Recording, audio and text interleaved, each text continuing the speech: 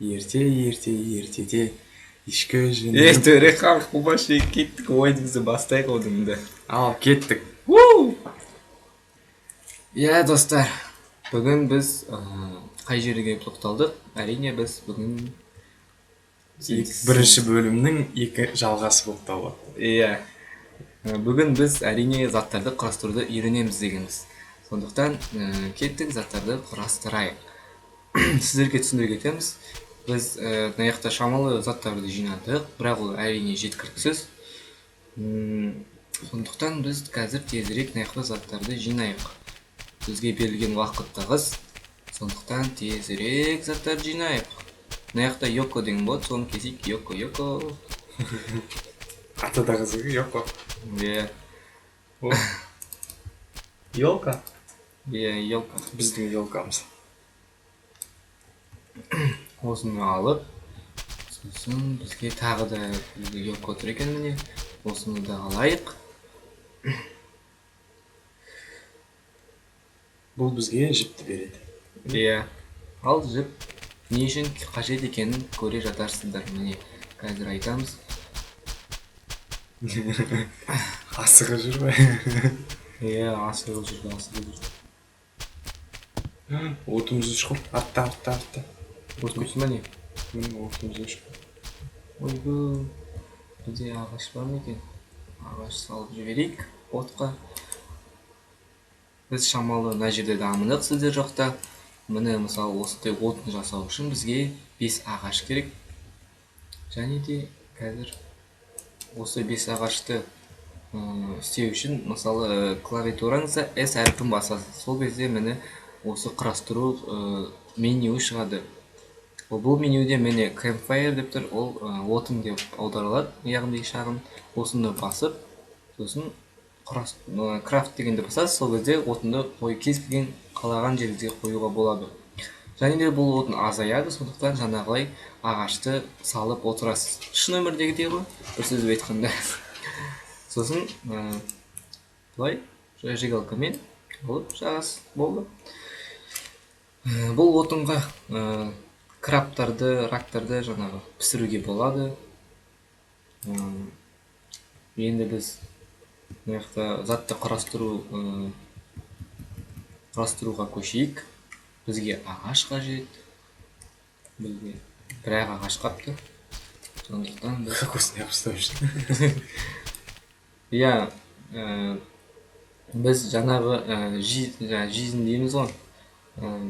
Өзінің өміріміздің қанша қалғанын алдыңғы серияда айтпаппыз, оны қалай білу керек екенін. Міне клавиатурамызда F кнопкасын басамыз. Сол кезде біздің сағатымыз шығады. Ол сағатты сосын сол жақ мышканың сол жақ батырмасын басамыз. Сол кезде міне қарнымыздың ашқаны, шөл дегеніміз, өміріміз қанша қалғаны, соның бәрін білуге болады. Міне таң атып келе жатыр, қараңыздаршы, не деген әдемі. Өте ұнайды маған осы ойын шынымен де. Міне талды шабу керек ештіп. Бізге ағаш жетіспейді. Иә. Енді біз негізі осы бөлімде біз тек қана заттар жасаумен айналысамыз. Келесі бөлімде басқа аралдарға барып серуендеп қайтамыз. Істейтін шаруа өте көп. Бұл жерде біз қайық жасауымыз керек, әлі үй жасауымыз керек. Сондықтан ішіміз піспайды деп ойлаймын. Иә, осы төртеу жеткілікті әзірше. Міне ол құрастыру үшін осыларды жерге қойып, сосын жаңағы S батырмасын басамыз клавиатурамыздағы, сосын маяқта таңдаймыз. Бізге осы X керек. X деген сол балта. Бұны жасап, сосын жерге қоя саламыз да, алып, сосын ағаш жаруға барамыз. Міне. Көрдіңіздер ме, оңай мына шөп бізге керек болады. Неге дейсіздер, бұл төсек жасауға керек болады. Түнде ұйықтауға, түнде өткізіп жіберуге тезірек. Бізбен бірге болыңыздар. Алдағы уақытта тағы да ойындар көрсетеміз. Өте қызықты ойындар өте көп екен.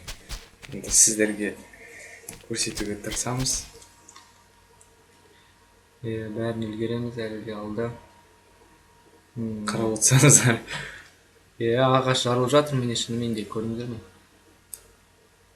Және де физикалық тұрғымен құлайды екен ағашымыз. Бұны тасу үшін оң жақ батырмамызды басамыз мышкамен. Сол кезде бұл ағашты біз сүйрете аламыз. Ауыр ойын көтере алмай жатыр. Тарта алмай жатыр. Жоқ, тарттық. Енді бұны қараңыздар, көлеңкесін. көлеңкесін қараңыздар. Өзі жүгіріп келеді, бірақ артынан. Ағаш қуып келатыр.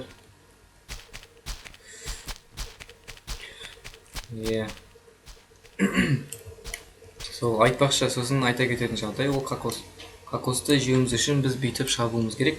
Сосын кокоспен біз суды, мысалы, суды толтыра аламыз, шөлімізді ғана және де қарнымызды да тойдыра аламыз.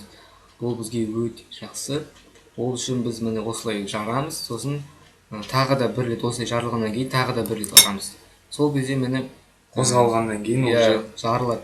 Сол жарылған кокосты алып, сол жақ батырман басамыз тышқанның, сол кезде суын ішеміз. Сосын қайтып лақтыра саламыз. Міне су толды, шөліміз қанды, енді бұны жарып жеуімізге болады. Ол үшін әрине бүйтіп барамыз. Міне жарылды, енді бұны жей беруге болады.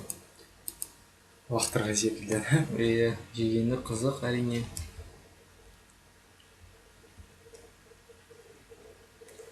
Тағы біреуін жеуіміз қажет секілді. Ағаш, қойдыр. Бар екен ғой. Бұны ішпей қойық екен, біздің шөліміз қанды, сондықтан жей салайық. Бұл бізге айтсақ стандарт тамақ деп айтуға болады. Міне ағашымызды тезірек шауып. Менің балтамайды.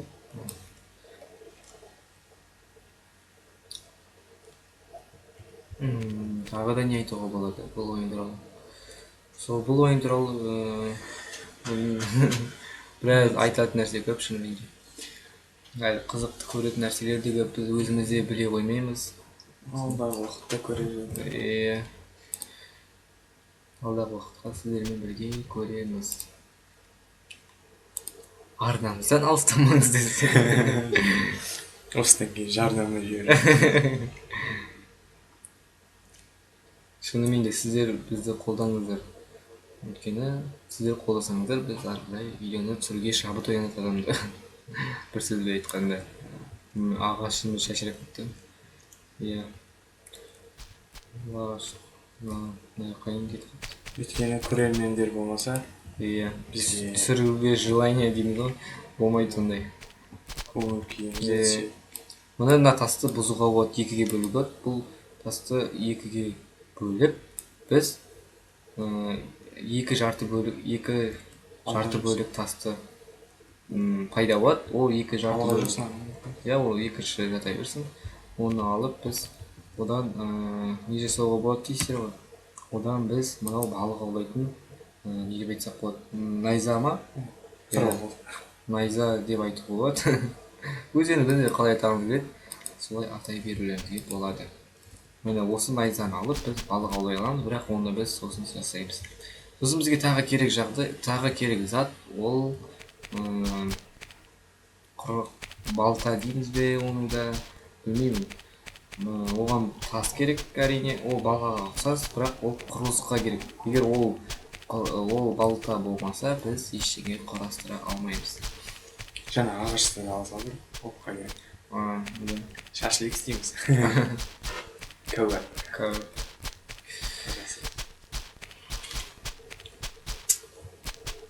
Сұрақтарыңыз болса қойыңыздар, ұялмаңыздар. Комментарийға жазыңыздар, біз әрине жауап береміз, ерінбейміз. Кез келген сұрақтарыңызға жауап береміз. Бұл ойын туралы болсын, басқа ойындар туралы болсын, кеңестер айтыңыздар. Білмеймін енді. Бізді қолдаңыздар, бір сөзбен айтқанда.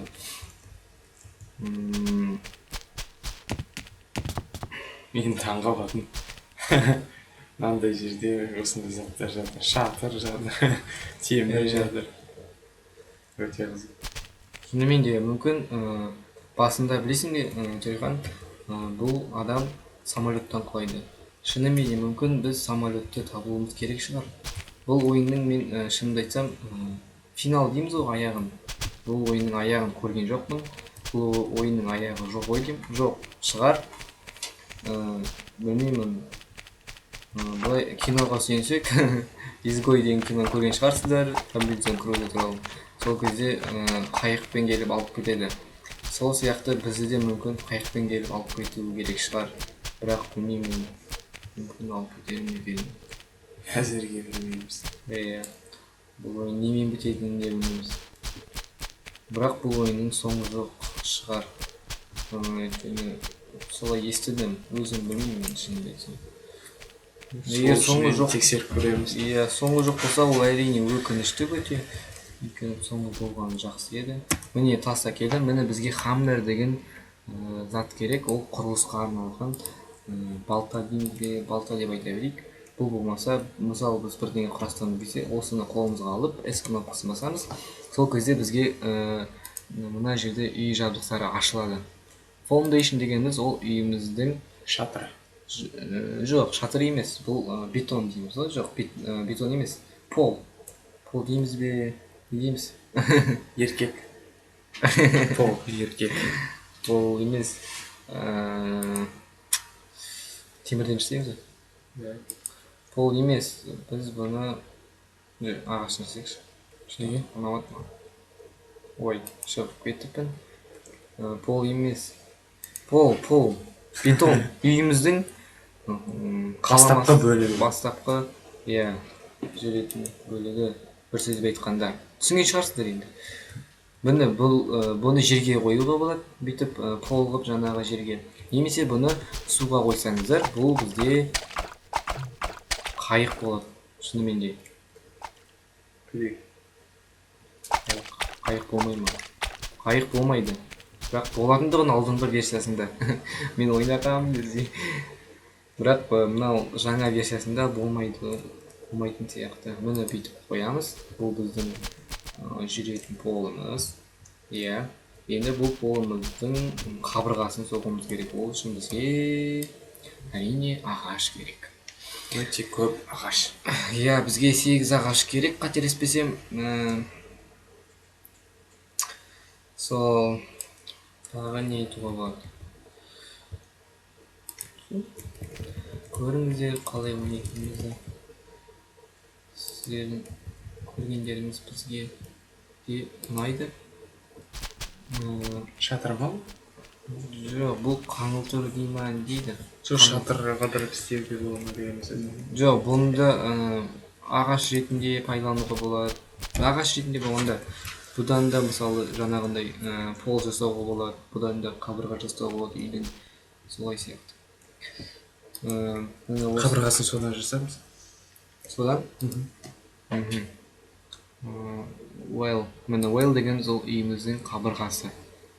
Мынау ой деме? Бұл біздің жаңа пальманың несі жапырақтары. Мынау ғой қаңылтырымыз. Пальманың жапырақтары ғой. Мынау емес сол пальманың жапырақтары. Анау да пальманың жапырақтары, бірақ плоский. Жақсы. Астына түсіп. Астында ше? Иә, асын түсіруге болады екен. Мен байқамаппын. Жоқ, бізде бұл зат жоқ. Міне, мынау емес пе? Қаңылтыр. Осыны басып, біз үйіміздің қабырғасын жасаймыз. Міне, керемет. Біз өмір сүріп жатырық. Белиссимо. Иә. Онда тілім жетпейді, енді айтпай қойын. Сол, бізге үшеу, бізге тағы бір қажет, тағы бір қабырға жасау үшін. Мүмкін ағашын жасаймыз. Терезесі бар қабырғаның. Мына терезесі бар қабырға жасау үшін Windows дейді ғой. Окно дейміз, терезесі бар қабырға. Бір сөзбен айтқанда. Біз бұны көзге қаратып жасайық. Осылай. міне екі қабырғасы дайын үйіміздің, біреуі қаңылтырдан, біреуі ағашта. Жаман емес. Енді біз тағы бір қабырғасын жасайық. Оны біз неден жасаймыз? Әрине ағаштан. Ол ағашын жеткіліксіз секілді. Бірақ қалай жеткіліксіз түсінбедім.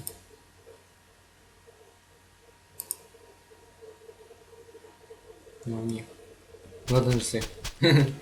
Әртүрлі болсын. Әртүрлі болсын. Көрейік қайсысы шыдайды екен.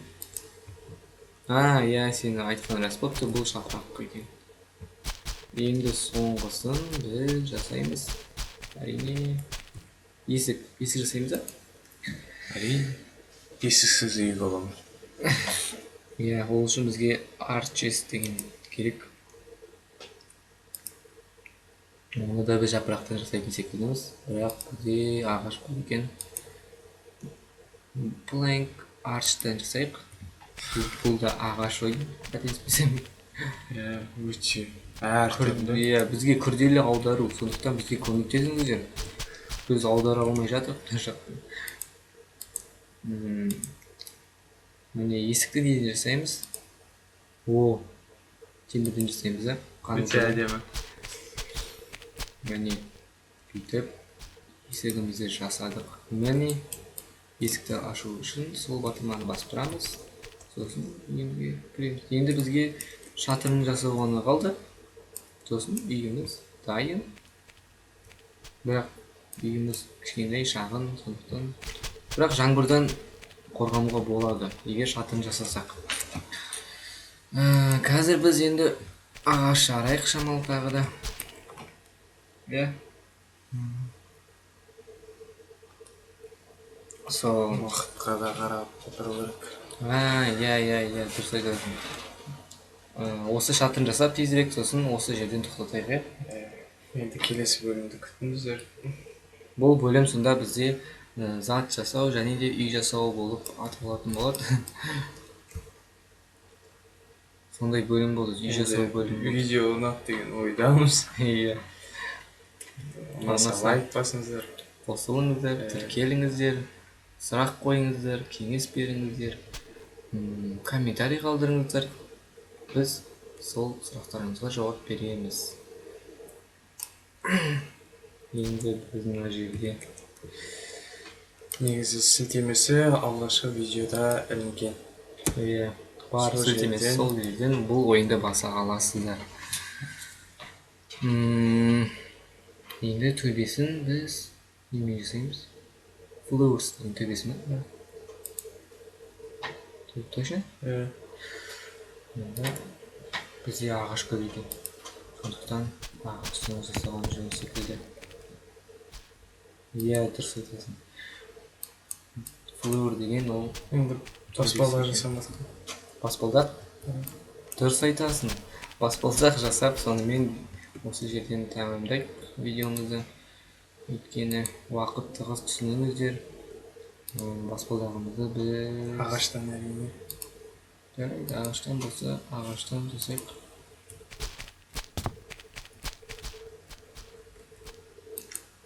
Міне, дайын болды. Иә, осы жерден видеомызды тәмамдайық. Бізден болғандарыңызға рахмет. Бізді ары қарай көріңіздер. Ұнаса лайк басыңыздар. Сіздер үшін әрине ол жай басу батырмамен, ал біз үшін ол өте үлкен көмек. Не дейміз? Сау болыңыздар. Қош, сау болыңыздар.